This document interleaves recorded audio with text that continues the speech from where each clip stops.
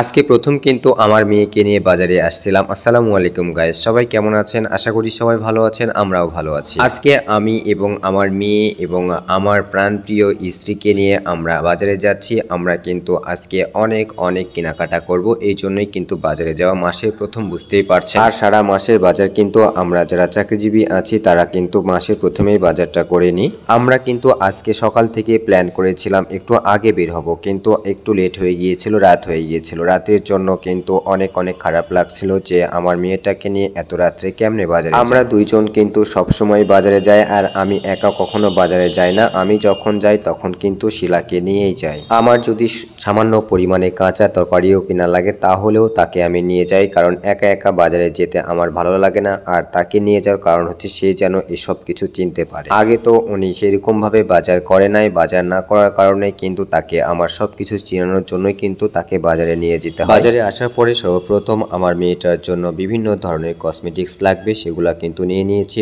Already. তারপরে আমার মেয়েটার কিছু খেলনা লাগবে, সেই খেলনাগুলো নেওয়ার জন্য কিন্তু খেলনার দোকানে আমরা চলে এসেছি। খেলনার দোকানে এসে এই জিনিসটা আমার খুবই পছন্দ হয়েছে, বাট আমার মেয়েটা এটি চালাইতে পারবে কিনা বুঝতে পারছি না। তারপরে ভাবলাম যে এই জিনিসগুলো নেওয়া যেতে পারে, প্লাস্টিকের হলেও এগুলো কিন্তু অনেক উন্নত মানের, আর বাচ্চাদের জন্য এই জিনিসগুলো খুবই পছন্দের। আর এই জিনিসগুলো আমি অনেক আগে কিনে রেখেছিলাম, বাট সেগুলা বাসা চেঞ্জ করার কারণে কিন্তু হারিয়ে গিয়েছে। তারপরে কিন্তু আমরা অলরেডি মাছের বাজারে চলে এসেছি মাছ কেনার জন্য। আমার কিন্তু প্রচুর পরিমাণে ঠান্ডা লেগেছে, ঠান্ডা লাগার কারণে কিন্তু আমার কণ্ঠ একটু অন্যরকম দেখাতে পারে, বাট তারপরেও আমাকে ভয়েসটা দিতে হবে, এই জন্যই কিন্তু আমি ভয়েসটা দিচ্ছি। তারপরে কিছু কাঁচা বাজার কিনে নিলাম। কাঁচা বাজার বেশি করব না, কাঁচা বাজার বাসায় বেশি দিন রাখা যাবে না, এই জন্য কিন্তু কাঁচা বাজার একটু কম করেছি আমি এইখান থেকে। তবে আজকে কিন্তু অনেক বাজার করে ফেলেছি, আজকে কিন্তু নিয়ে যাইতে অনেক কষ্ট হচ্ছে আমার। অবশেষে কিন্তু আমরা বাসায় চলে এসেছি। বাসায় আসার পরে কিন্তু আমার মেয়েটা তার ভাইয়ের সাথে কিন্তু